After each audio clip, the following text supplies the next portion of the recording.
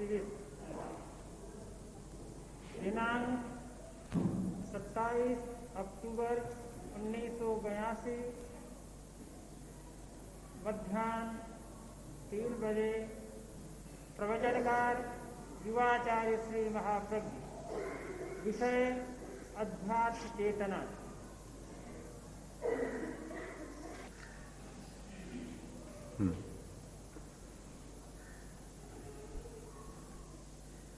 ज्योति पुंज गुरुदेव, ज्योति की साधना करने वाले साधक कर।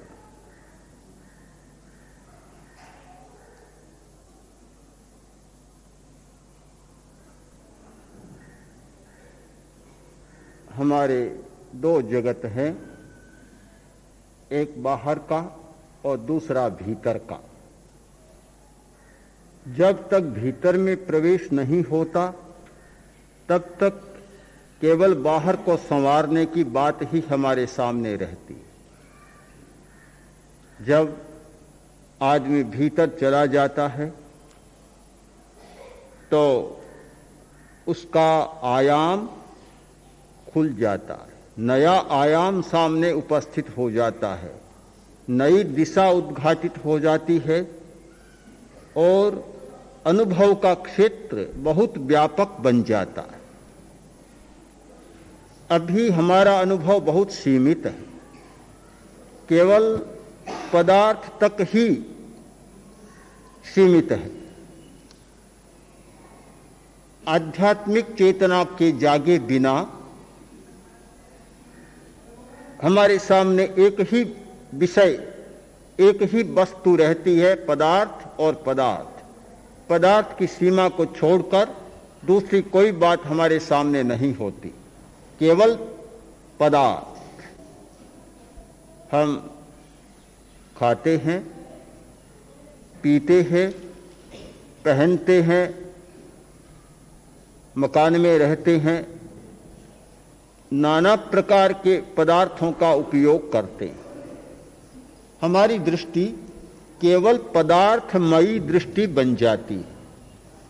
ऐसा अनुभव होता है कि पदार्थ को छोड़कर शेष कुछ है ही नहीं, अपदार्थ नाम का कोई तत्व है ही नहीं। आज के वैज्ञानिक कुछ ऐसे कणों को खोज पाए हैं जिन्हें वे अपदार्थ कह रहे हैं। उन्होंने जो पदार्थ के लक्षण निश्चित किए वे लक्षण उनमें नहीं है। ऐसे कण जो पदार्थ से विरोधी कण हैं, ठीक पदार्थ के विरोध में स्थित हैं और पदार्थ के लक्षण उनमें घटित नहीं हो रहे हैं। प्रतिकण, प्रतिकण की खोज हो गई। पुराने लोगों ने, साधकों ने या दार्शनिकों ने एक ऐसा तत्व खोजा जो पदार्थ नहीं है, जो वस्तु नहीं है। उसका नाम रखा आत्मा, चेतन। एक ऐसा तत्व जो पदार्थ से प्रतिकूल, भिन्न, विपरीत, पदार्थ और अपदार्थ। पदार्थ अचेतन है और जो अपदार्थ है यानी पदार्थ नहीं है, आत्मा है, वह चेतन है। दो तत्व बन गए, एक चेतन तत्व और दूसरा अचेतन तत्व। पुद्गल पदार्थ हमारा बहुत विषय बनता है। हम शब्द, रूप, रस, गंध और स्पर्श, इन सब को जान लेते। हमारे पास इंद्रियां हैं इनको जानने के लिए, इन्हें जानते हैं, ये हमारे विषय बन जाते। किंतु आत्मा विषय बनता नहीं, क्योंकि उसे जानने के लिए हमारे पास कोई साधन नहीं है। इंद्रियां नहीं जान सकती, मन नहीं जान सकता, बुद्धि नहीं जान सकती। हमारे पास कोई साधन नहीं, कोई विषय नहीं। अब बिना विषय बात करना बड़ा कठिन होता है। एक बार दो महिलाएं मिली, एक बोली, अपने पति की प्रशंसा करते हुए बोली कि मेरा पति इतना बड़ा वक्ता है, इतना बड़ा विद्वान है कि एक विषय पर घंटों तक बोल लेता, बहुत बड़ा विद्वान है। दूसरी बोली, इसमें क्या बात है, कोई बड़ी बात नहीं, मेरा पति बिना विषय सारे दिन बोलता ही रहता। अब जो बिना विषय सारे दिन बोलता रहे तो बड़ी बात हो सकती है। आत्मा विषय नहीं बनता, और इसलिए नहीं बनता तो उसके बारे में हमारी जानकारी नहीं है। फिर भी कुछ लोग आत्मा के बारे में भी बहुत बोलते रहते हैं।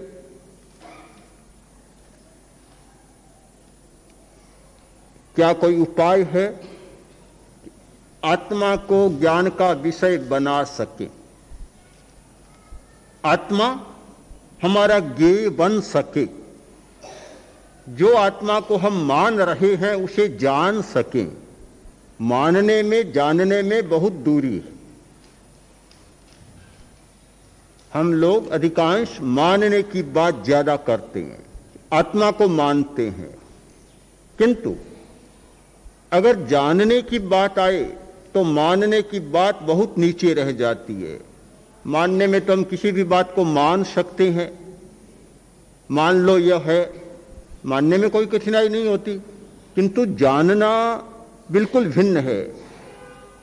जानने में उसका साक्षात्कार करना होता है, उस विषय पर अपनी पकड़ होनी चाहिए। 5 वर्ष का बच्चा भी मां की बात मान लेता है, मानता तो है, पर जानना उसके लिए कोई जरूरी नहीं, और बताने वाले के लिए भी जानना जरूरी नहीं। यह प्रेक्षा ध्यान का प्रयोग, यह मानने का नहीं जानने का प्रयोग है। हम अपनी दृष्टि को इतना सूक्ष्म बना सकते हैं अभ्यास के द्वारा, प्रयोग के द्वारा, कि जो बात आज तक मानी जाती रही है वह बात जानी जा सकती है। स्थूल दृष्टि के द्वारा हर बात मानी जाती है, और दृष्टि जब सूक्ष्म बनती है तो मानी हुई बात जानी हुई बात बन जाती है। हमारी दर्शन की शक्ति जैसे जैसे बढ़ती है वैसे वैसे जानने की बात सामने आती है। तो आत्मा है यह बात साफ हो जाती है। यहां से फिर एक हमारा प्रस्थान शुरू होता है, और ठीक बिल्कुल भिन्न दिशा में। सामाजिक चेतना के संदर्भ में मैंने कहा था मैं अकेला नहीं हूं, और जब आध्यात्मिक चेतना के संदर्भ में मुझे कहना होगा तो यही कहा जा सकता है कि मैं अकेला हूं। यह सबसे पहली हमारी अवधारणा बनेगी कि मैं अकेला हूं। अनित्य अनुप्रेक्षा का प्रयोग, एकत्व अनुप्रेक्षा का प्रयोग और अन्यत्व अनुप्रेक्षा का प्रयोग, ये 3 प्रयोग, तीनों प्रयोग जब होते हैं ये धारणा स्पष्ट होती है कि मैं अकेला हूं। जितने पदार्थ मेरे साथ जुड़े हुए हैं वे मात्र संयोग हैं। संयोग हैं, ये कपड़े पहने हुए हैं, संयोग है। कपड़ा पुराना हुआ, फट गया, चला जाएगा, दूसरा कपड़ा आ जाएगा। एक गया दूसरा आया, ये मात्र एक संयोग है। मूर्छा के कारण हम सच्चाई को देख नहीं पा रहे हैं। मूर्छा जब घनी होती है, गहरी होती है, तो सामने खड़ी सच्चाई को भी हम नहीं देख पाते, आंखें चुंधिया जाती है। सचमुच ऐसा हो रहा है, हर व्यक्ति अपनी आंखों पर भरोसा कर रहा है। भरोसा, पर आंखें कितना धोखा दे रही है कि सच्चाई हमारे सामने हम अस्वीकार करते चले जा रहे हैं, स्वीकार ही नहीं कर रहे हैं, पता ही नहीं चलता, क्योंकि मूर्छा का आवरण वह पर्दा इतना गहरा हो गया, देख ही नहीं पाते हम सामने वाली वस्तु को। एक कुत्ता था,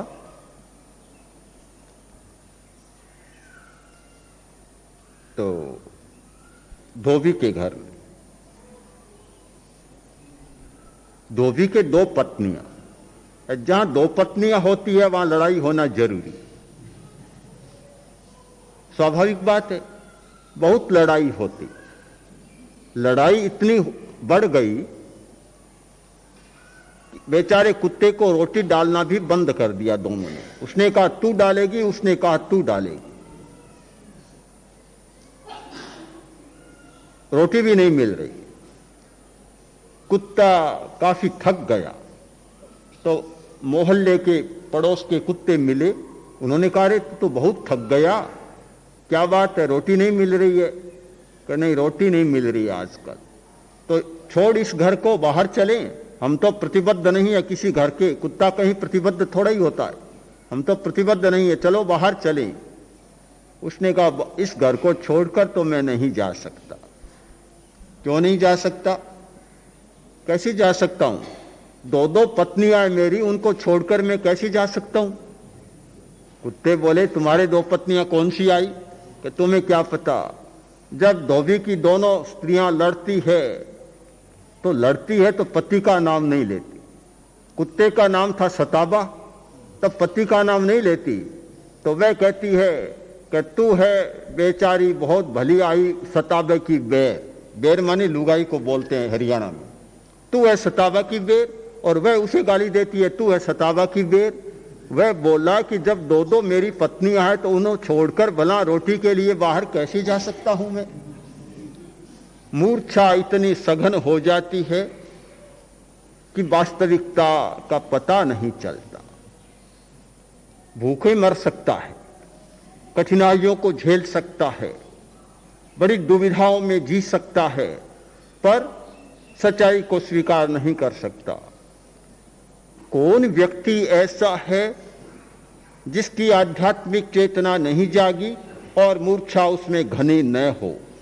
आध्यात्मिक चेतना के अभाव में हमारी मूर्छा इतनी सघन बन जाती है, कुछ पता ही नहीं चलता। सामाजिक चेतना और नैतिक चेतना, ये दोनों तब तक नहीं जाग पाती जब तक कि आध्यात्मिक चेतना नहीं जाग जाती। वास्तव में ये बहुत बड़ी सच्चाई है, इसे हमें स्वीकार करना चाहिए, मुक्त भाव से स्वीकार करना चाहिए। जिन लोगों ने केवल सामाजिक चेतना को जगाने का प्रयत्न किया, राजनीतिक प्रणाली के द्वारा, समाजवाद या साम्यवादी प्रणाली के द्वारा बहुत बल दिया कि सामाजिक चेतना जागे, वैयक्तिक चेतना समाप्त हो, किंतु परिणाम यह आया कि इतने नियंत्रणों, इतने दंड विधानों और कानूनों के उपरांत भी वैयक्तिक चेतना ठीक काम कर रही है और स्वार्थ उतना ही घना हो रहा है। प्रत्यक्ष बात है कि जहां सामाजिक चेतना को जगाने का प्रयत्न किया गया, आर्थिक विकास उतना नहीं हुआ जितना कि वैयक्तिक चेतना वाले लोग आर्थिक विकास कर पाए। सहकारी समितियों की और सहकारी भंडारों की सारी स्थितियां हमारे सामने स्पष्ट है। वह सोचता है कि वह करेगा और वह सोचता है कि वह दूसरा करेगा। वैयक्तिक चेतना प्रबल रहती है। यह स्वार्थ की चेतना और वैयक्तिक चेतना तभी समाप्त हो सकती है जबकि आध्यात्मिक चेतना जाग जाए। आध्यात्मिक चेतना के जाग जाने पर व्यक्ति यह नहीं सोचता कि सामने वाला करेगा मैं क्यों करूं, अपना धर्म मानकर करता है। कर्तव्य भी नीचे रह जाता है। एक कर्तव्य और दूसरी धर्म की प्रेरणा। समाज के क्षेत्र में कर्तव्य की प्रेरणा होती है, किंतु जिसकी आध्यात्मिक चेतना जाग जाती है वहां कर्तव्य की प्रेरणा नहीं होती, वहां धर्म की प्रेरणा होती है। गाली दी और गाली को सहा। किस लिए सहा? कि मेरा धर्म है, मेरा धर्म है। आध्यात्मिक चेतना के जाग जाने पर सारा दृष्टिकोण बदल जाता है। किसी ने गाली दी, बड़ा प्रसन्न, बोला नहीं। दूसरे ने पूछा, अरे उसने गाली दी, तुम बोले ही नहीं। वह बोला, क्या बात हुई? गाली दी, मुझे पीटा तो नहीं। बहुत अच्छा हुआ, केवल गाली दी, पीटता तो मैं सोचता। कभी प्रसंग आ जाएगा पीटने का तो मैं सोचूंगा कि उसने मुझे पीटा पर मेरे प्राण हरण तो नहीं किए, प्राण तो नहीं लूटे। अरे तुम्हें मारने भी आ जाए तो मैं सोचूंगा कि उसने मुझे मारा, प्राण लूटे पर मेरे धर्म को तो नहीं लूटा। अब भला ऐसे आदमी का क्या किया जाए? जिसकी आध्यात्मिक चेतना जाग जाती है, सारा चिंतन, सारा विचार, सारा दृष्टिकोण ही उसका बदल जाता है। नैतिक चेतना की बात समाज के क्षेत्र में बहुत जरूरी होता है, व्यवहार के क्षेत्र में बहुत जरूरी होता है नैतिक चेतना का विकास। किंतु आध्यात्मिक चेतना के जागे बिना नैतिक चेतना भी नहीं जागती, वह प्रवंचनाएं शुरू होती है। आध्यात्मिक चेतना तो जागी नहीं, प्रामाणिक रहना है, निश्चल व्यवहार करना है, करेगा, स्वीकारेगा, परिस्थितियों के दबाव से, प्रवचनों के प्रभाव से, उपदेशों से कभी कभी थोड़ा मन झंकृत होता है और स्वीकार करने की बात सोचता है, किंतु बात टिक नहीं पाती, नहीं टिकती। फिर प्रवंचनाएं शुरू हो जाती है, गलियां निकालना शुरू कर देता है। कहीं कोई गया था मृत कार्य करने के लिए, तो वहां कुछ पंडों का आग्रह रहा कि तुम आलू खाना छोड़ दो।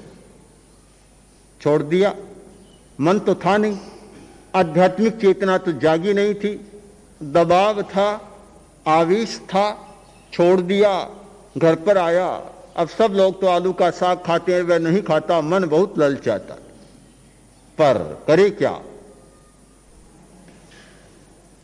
छोड़ दिया, अब खाए तो लोगों के सामने कैसे खाए? अब मन भी ललचाता, खाता भी नहीं। तो 5-7 साथ में बैठे और आलू का साग परोसना शुरू किया। जो कड़छी थी उधर डालना था, इधर पड़ गया, गिर गया और उठाया और खा लिया। दूसरे ने कहा, तुमने तो छोड़ा था, छोड़कर आए हो, कैसे खा रहे हो? आलू कहाँ है? ये तो गुड़कन है, लुढ़क कर आया है। ये तो लुढ़कन है, आलू कहाँ है? गलियां निकलनी शुरू हो जाती है, प्रवंचनाएं, छलनाएं शुरू हो जाती है। जब आध्यात्मिक चेतना जाग जाए, न सामाजिक चेतना की कठिनाई रहती, न नैतिक चेतना के जागरण की कठिनाई रहती, सारी चेतनाएं जाग जाती है। तब पहला सूत्र बनता है, मैं अकेला हूं।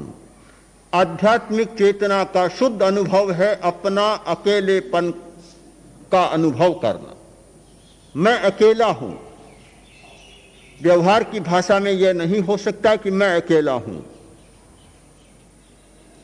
मेरी मां, मेरा पिता, मेरे भाई, मेरे सगे संबंधी, परिवार, पड़ोसी, गांव, जाति, धन, पशु, न जाने कितना संबंध व्यापक बन गया, कहां कहां से जुड़ा हुआ है। इतना आदमी फैल जाता है व्यवहार की भूमिका में, इतना फैला हुआ है कि एक आदमी के साथ अनजान में सैकड़ों सैकड़ों धागों से वह बंधा हुआ है और वे धागे उसे बांधे हुए। कितने मजबूत धागों से बंधा हुआ है आदमी, कहीं अकेलेपन का अनुभव नहीं होता, हमारे समाज के क्षेत्र में, व्यवहार के क्षेत्र में। किंतु आध्यात्मिक चेतना जागती है, सारे बंधन टूट जाते, ये सारी रस्सियां टूट जाती है और उसे लगता है कि सच्चाई और अंतिम सच्चाई यह है कि मैं अकेला हूं, कोई दूसरा नहीं है मेरा, न मैं किसी का हूं और न कोई मेरा दूसरा है। बात बड़ी अटपटी लगती है कि समाज के क्षेत्र में जीने वाले लोगों के सामने ऐसी बात कही जाए कि मैं किसी का नहीं हूं और कोई मेरा नहीं है। बात समझ में नहीं आती। अगर इस बात को कोई स्वीकार कर ले और घर पर जाए कि मैं अकेला हूं, मैं अकेला हूं, तो फिर घर में क्या होगा? न कोई रोटी परोसने वाली मिलेगी, न कोई पानी पिलाने वाला मिलेगा, न कोई सेवा चाकरी करने वाला मिलेगा, न लेने वाला मिलेगा, न देने वाला मिलेगा। बड़ी परेशानी हो जाती है, बहुत बड़ी परेशानी। तो हम क्या करें? आध्यात्मिक चेतना को जगाएं, जगाएं तो बड़ी कठिनाई, और न जगाएं तो भी समस्या है। न जगाएं आध्यात्मिक चेतना को तो न तो हमारी सामाजिक चेतना जागती है, न नैतिक चेतना जागती है। फिर तो यह चक्र ऐसे ही चलेगा, यह नाटक ऐसे ही चलता रहेगा कि स्वार्थ चलेगा और स्वार्थ का इतना बड़ा चक्र चलेगा कि उस स्वार्थ के कारण न करने का अन्याय भी आदमी करता रहेगा। सारे संसार के चित्र को देखते हैं तो ऐसा लगता है कि स्वार्थ का इतना बड़ा साम्राज्य है कि स्वार्थ को छोड़कर और वास्तविकता, सच्चाई जैसी कोई वस्तु लगती ही नहीं। वह चक्र चलता रहेगा। आध्यात्मिक चेतना को न जगाएं तो यह अनैतिकता का चक्र भी ऐसे ही चलता रहेगा। एक दूसरे को धोखा देना, ठगना, प्रवंचना करना, तिरस्कृत करना, गला काटना, शताना, क्रूर व्यवहार करना, उद्दंडतापूर्ण व्यवहार करना, ये सारा का सारा चलता रहेगा। नहीं जगाते हैं आध्यात्मिक चेतना को तो ये दोनों समस्याएं सताती, ये कठिनाइयां सताती है। और जगा लेते हैं तो घर में चले जाने पर ऐसा लगता है कि सारा का सारा नाटक ही खेला जा रहा है। दोनों तरफ की समस्या है। जिस व्यक्ति की आध्यात्मिक चेतना जाग जाती है उसे ऐसा लगता है कि बाहर की दुनिया में आने पर सब कुछ नाटक जैसा लगने लग जाता है। पति और पत्नी बड़े कंजूस थे, बहुत कंजूस, इतने कंजूस कि घर पर कोई पाहुना अतिथि आ जाता तो उसकी भी पूरी खातिरदारी नहीं करते। एक बार एक मेहमान घर पर आ गया, कोई संबंधी था, और उसने सोचा कि ये किसी की खातिरदारी नहीं करते, किसी का आतिथ्य नहीं करते, पर मैं भी पक्का हूं कि इनका आतिथ्य लेकर ही जाऊंगा, ऐसे नहीं जाऊंगा। जमकर बैठ गया, बड़ी बातें की।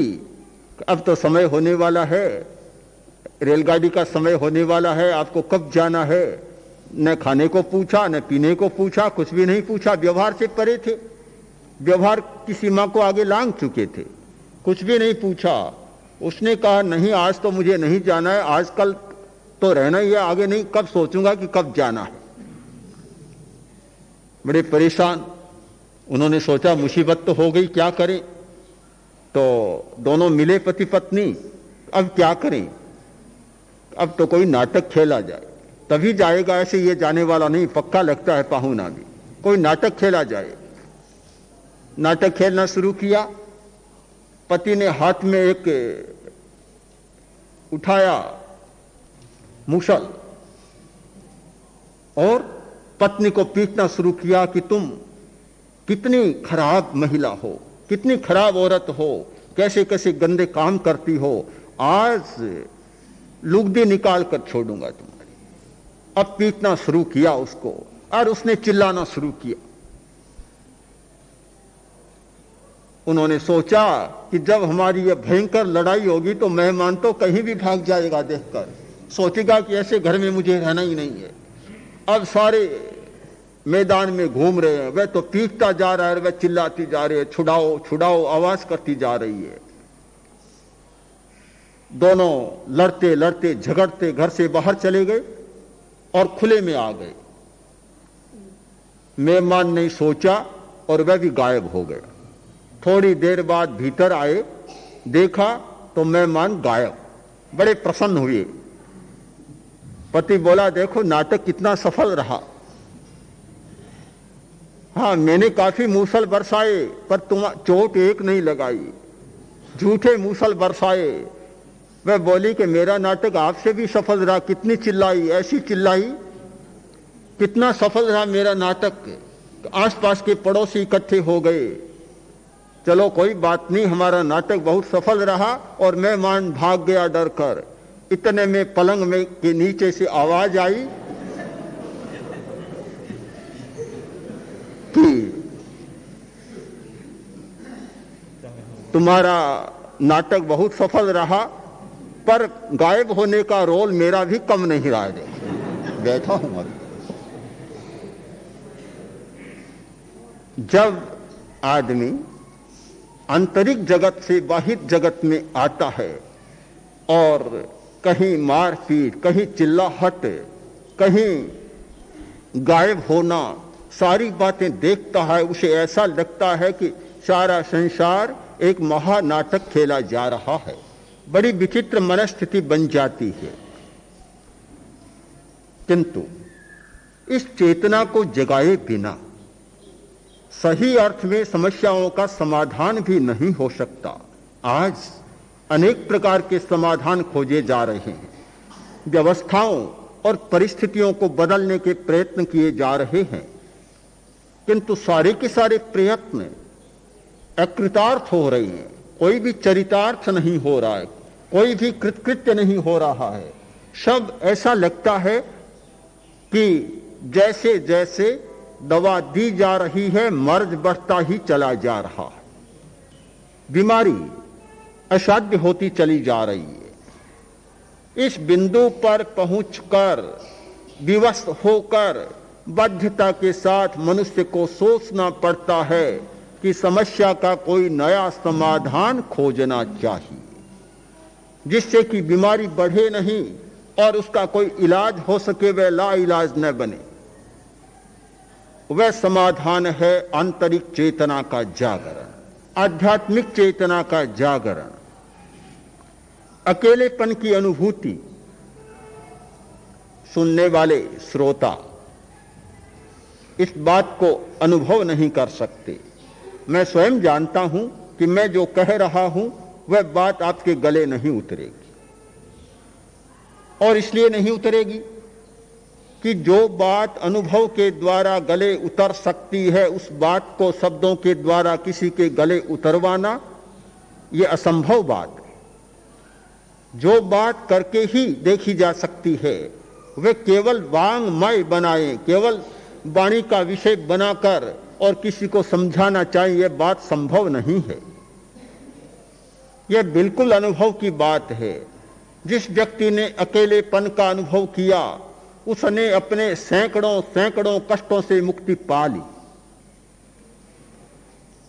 पति पत्नी में वैमनस्य, पिता पुत्र में वैमनस्य, माता और पुत्र में वैमनस्य, सास और बहू में वैमनस्य, गुरु और शिष्य में वैमनस्य, स्वामी और सेवक में वैमनस्य होता है। क्यों होता है? तब होता है जब अकेलेपन का अनुभव नहीं होता। एक दिन पत्नी ने यह मान लिया कि पति और मैं भिन्न नहीं हूं, पुत्र ने यह मान लिया कि पिता और मैं भिन्न नहीं हूं, यह तो मान लिया। किंतु स्वार्थ की दुनिया में जब स्वार्थों का संघर्ष होता है, स्वार्थ टकराते हैं, कठिनाइयां आती है, मुसीबत आती है कि पति पत्नी को छोड़ देता है, पत्नी पति को छोड़ देती है, पिता पुत्र को छोड़ देता है, पुत्र पिता अपने पिता को छोड़ देता है, उस समय आंखें खुलती है, अरे मैंने तो इनको अपना अभिन्न मान रखा था और आज इन्होंने मेरे साथ ये व्यवहार किया। उस समय इतना आदमी टूटता है कि उसे दुनिया में कोई संभाल नहीं सकता। उस पर इतने भारी कष्टों के पहाड़ एक साथ टूट पड़ते हैं कि कोई संभालने की स्थिति में नहीं रहता। पति चला गया, मर गया, पत्नी मर गई, पुत्र मर गया, पिता मर गया। इतना कष्ट होता है कि कुछ लोग तो आधे पागल की स्थिति में चले जाते। ऐसा क्यों होता है? हमने जानबूझकर यह स्थिति पैदा की है। हमने सच्चाई को ठुकराने का प्रयत्न किया है। व्यवहार के धरातल पर हमने सच्चाई की हत्या की है, सत्य की हत्या की है। यदि हम सत्य को स्वीकार कर चलें कि दो व्यक्तियों का जुड़ना मात्र एक संबंध है, मात्र एक संयोग है, किंतु अंतिम सच्चाई नहीं है। अंतिम सच्चाई यह है कि पहना हुआ कपड़ा मैला होगा, फट जाएगा और शरीर से उतर जाएगा। ये शरीर की चमड़ी भी उतर जाएगी। मेडिकल साइंस में यह बतलाया गया है कि 7 वर्षों के बाद शरीर के सारे परमाणु बदल जाते हैं। प्रत्येक तत्व शरीर का बदल जाता है। कोई भी तत्व वह नहीं रहता 7 वर्ष के बाद, और चमड़ी तो 1 साल में ही बदल जाती है। बहुत बार लोग अनुभव करते हैं कि पूरी की पूरी चमड़ी जैसे उतरती जा रही। तो जो संयोग है, उस संयोग को हमने शाश्वत मान लिया, हमने नित्य मान लिया, स्थायी मान लिया, और उसके आधार पर मूर्छा को इतना सघन बना लिया कि सत्य को हमने अस्वीकार कर दिया कि हम तो एक ही हैं, हम तो शाश्वत हैं, हम तो स्थायी हैं। क्या संयोग कभी शाश्वत हो सकता है? उस सच्चाई को अस्वीकार करने का परिणाम है टूटना और उतना दुख पाना, मूर्छा का सघन हो जाना। यदि हम दोनों सच्चाइयों को सामने रखकर चलें कि संयोग और संबंध भी एक सच्चाई है, वियोग और अकेलापन भी एक सच्चाई है। संयोग और संबंध ये व्यावहारिक सच्चाई, व्यवहार के धरातल पर होने वाली सच्चाई यानी स्थूल सच्चाई है। वियोग होना और अकेलेपन का अनुभव करना यह शाश्वत सच्चाई है। पर यह बात जब तक हम प्रेक्षा न करें तब तक समझ में नहीं आएगी। मूर्छा इस सच्चाई को समझने नहीं देगी। सत्य के समझने में बहुत बड़ी बाधाएं होती है और उनमें सबसे बड़ी बात है मूर्छा, हमारा अपना प्रमाद, अपनी नींद। और नींद में हम कैसे इस सच्चाई को समझ सकते हैं? कभी नहीं समझ सकते। इसीलिए प्रेक्षा करना बहुत जरूरी है, देखने का अभ्यास करना बहुत जरूरी है। हम देखना सीखें। सोचना सीखना एक बात और देखना सीखना दूसरी बात। आदमी साहित्य का अध्ययन करता है, ज्ञान का अध्ययन करता है, पुस्तकें पढ़ता है और सोचना सिखाया भी जाता है। चिंतन कैसे किया जाए, हाउ टू थिंक, कैसे सोचा जाए, सोचना सिखाया जाता है, किंतु देखना नहीं सिखाया जाता। सोचने की एक सीमा है, चिंतन की एक मर्यादा है कि आदमी एक सीमा तक चिंतन कर सकता है, किंतु चिंतन हमारी मूर्छा को नहीं तोड़ सकता। मूर्छा को बढ़ा देता है बहुत बार चिंतन, किंतु मूर्छा को तोड़ता नहीं है। देखने में मूर्छा नहीं होती, देखने के साथ मूर्छाएं टूट जाती है। प्रेक्षा का बहुत बड़ा परिणाम है मूर्छा को तोड़ना। मूर्छा करने वाले को यह पता नहीं रहता कि मूर्छा पर कहां चोट करनी चाहिए और कैसे मूर्छा टूट सकती है। चिंतन करने वाला व्यक्ति भी इस बात को नहीं पकड़ पाता किंतु देखने वाला, दृष्टा और ज्ञाता, केवल जानने वाला, केवल देखने वाला व्यक्ति इस सच्चाई को जान जाता है कि कहां चोट करनी चाहिए। कोई इंजन खराब हो गया मोटर का, अब रास्ते में कोई ठीक करने का साधन नहीं था, इधर उधर देखा तो आगे चौराहे पर एक आदमी बैठा था, एक कोई मिस्त्री बैठा था, कारीगर बैठा था। उसको बुलाकर लाया, दिखाया और उसने भी मौका देखा कि भी अच्छा अवसर है आज तो कुछ लूटने का। ये तो होता है, व्यावसायिक बुद्धि तो हर आदमी में काम करती है। देख लिया कि ठीक कर दूंगा, क्या लोगे? कि 100 रुपये। अरे 100 रुपये ठीक करने की क्या? कहीं 100 लूंगा। आखिर देना पड़ा, क्या करे, जंगल का मामला था। आया और इधर उधर थोड़ा किया, एक चोट मारी, इंजन ठीक हो गया। उसने कहा भले आदमी, एक चोट मारी और 100 रुपये। वह बोला चोट के 100 रुपये नहीं है, चोट का तो 1 रुपया। तो फिर 99 रुपये किस बात के? कि चोट कहां मारनी चाहिए, इस बात के 99 रुपये। यह बड़ा प्रश्न है कि चोट कहां करनी चाहिए, मूर्छा पर चोट कहां की जाए जिससे कि मूर्छा टूटे। देखना, मूर्छा पर चोट करना है। और जब यह व्यक्ति अपने अकेलेपन का अनुभव करने लग जाता है, प्रेक्षा के द्वारा अकेलेपन को देखने लग जाता है, तो सचमुच मूर्छा पर चोट होती है। जब हमारा प्रयोग चलता है वहां एकत्व अनुप्रेक्षा का, और जैसे ही शांति केंद्र पर या ज्योति केंद्र पर एगो में शासवो अप्पा नान दंशन लक्षणो शेषा में बाहिरा भावा सब्बे संयोग लक्षणा, इस एकत्व अनुप्रेक्षा का अनुचिंतन और अनुभव किया जाता है। और जैसे जैसे ये गहरा होता चला जाता है, बिल्कुल सच्चाई सामने आ जाती है कि मैं अकेला हूं। एक प्रश्न आपके मन में उभरेगा, क्या इस सच्चाई के आ जाने पर सारे संबंध नहीं टूट जाएंगे, सारे व्यवहार नहीं टूट जाएंगे? फिर हर आदमी अकेलेपन का अनुभव करेगा तो न कोई किसी का सहयोग करेगा, न पत्नी रोटी बनाएगी, न पति कमा कर लाएगा। वह भी सोचेगा मैं अकेला हूं, वह सोचेगी मैं अकेली हूं। फिर दूसरे के लिए कौन कैसे क्यों करेगा? ये प्रश्न उभर सकता है, किंतु हम एकांगी दृष्टिकोण से किसी बात पर विचार न करें। जीवन यात्रा को चलाने के लिए व्यवहार की भूमिका पर वह बात भी जरूरी है कि मैं अकेला नहीं हूं, मेरे साथ कितने संबंध जुड़े हुए हैं। परिवार है, गांव है, समाज है, राष्ट्र है, सब संबंध जुड़े हुए हैं और सब धागों से जुड़ा हुआ हूं। एक और व्यवहार की भूमिका पर अपने आप को सैकड़ों सैकड़ों धागों से, रस्सियों से जुड़ा हुआ अनुभव करें, दूसरी ओर उन धागों से अपने आप को मुक्त अनुभव करें। ये दोनों स्थितियां साथ साथ चले, दोनों का सामंजस्य चले, व्यवहार की दृष्टि भी चले और प्रेक्षा भी चले, यानी निश्चय की दृष्टि भी चले।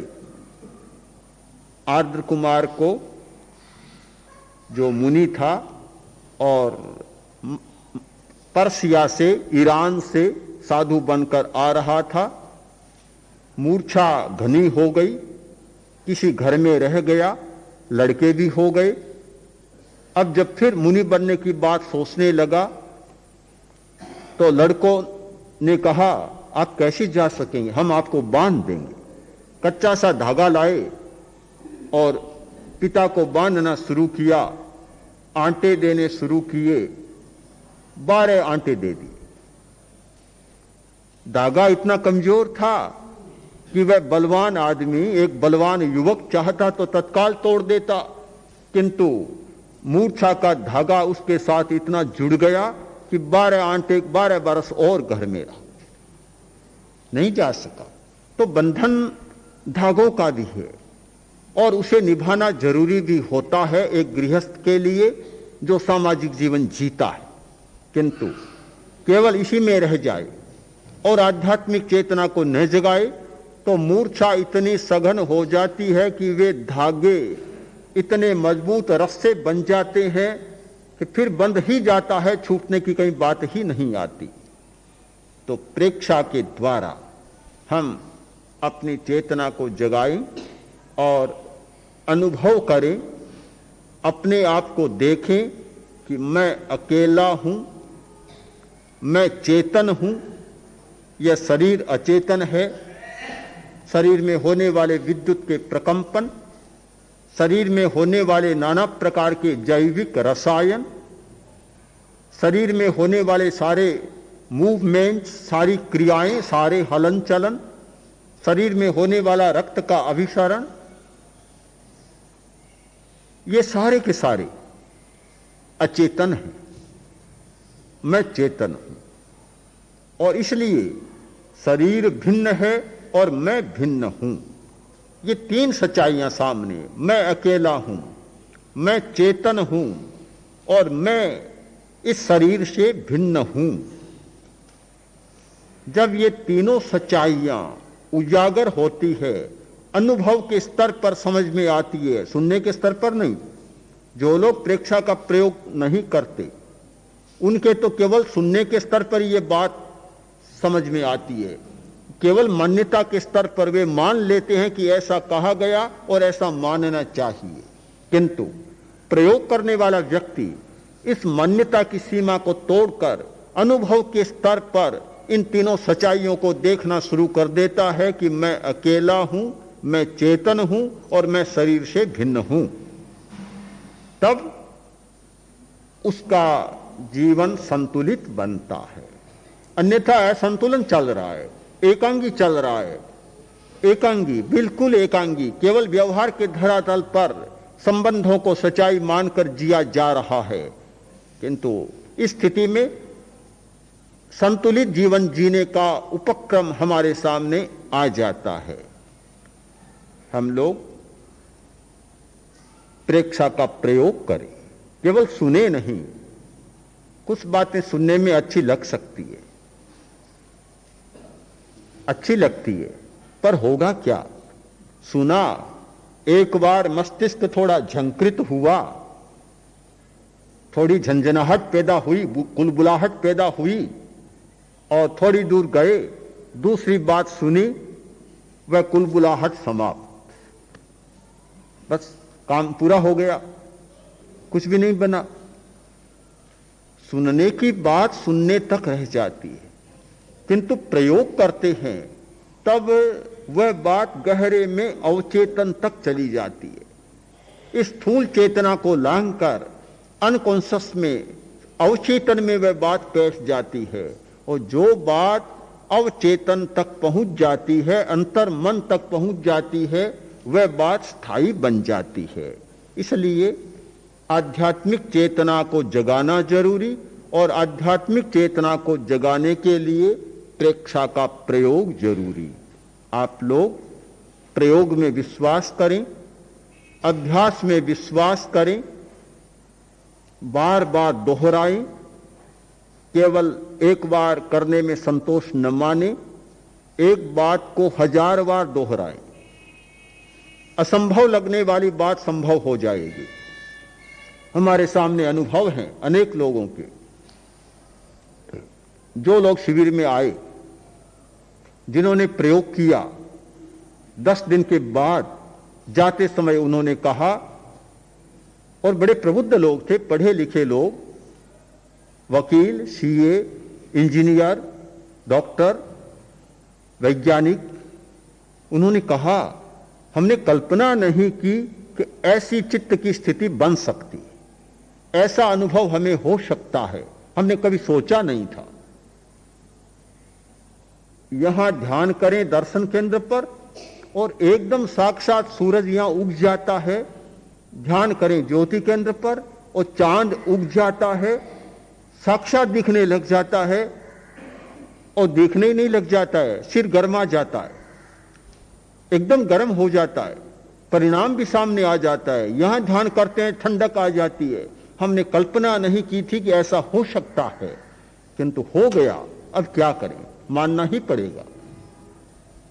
अनुभव के स्तर पर जो बात सामने आती है वह बात स्थायी बन जाती है और अपने लिए एक शाश्वत उपयोगी बन जाती है। इसलिए इस अभ्यास के संदर्भ में आपका यह चिंतन चले कि जो अभ्यास किया है उस अभ्यास को अभ्यास के रूप में चलाना है, निरंतर चलता रहे, ये ज्योति निरंतर जलती रहे, प्रकाश अपने आप आपको उपलब्ध हो।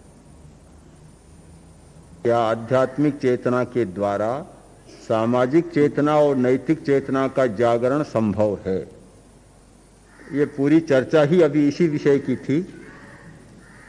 पूरा गीत यही गाया गया कि आध्यात्मिक चेतना के जाग जाने पर ही सही अर्थ में सामाजिक चेतना और नैतिक चेतना जाग सकती, और उसके जागे बिना सामाजिक चेतना को जगाया जाता है, जागती है। नैतिक चेतना को भी जगाया जाता है, क्योंकि सामाजिक चेतना और नैतिक चेतना को जगाना समाज के लिए जरूरी है, इसलिए जगाया जाता है। किंतु वास्तव में वह जागती नहीं है, उसमें प्रवंचनाएं बहुत शुरू हो जाती। इतना अंतर है कि आध्यात्मिक चेतना के जाग जाने पर सामाजिक चेतना, नैतिक चेतना जागती है, उसमें ठगाइयाँ, छलनाएं, प्रवंचनाएं नहीं होती। और आध्यात्मिक चेतना के जागे बिना वे चेतनाएं दोनों जागती हैं, तो वहां प्रवंचनाओं, ठगाइयों और छलनाओं की ज्यादा संभावना है। यह अंतर है, मौलिक अंतर।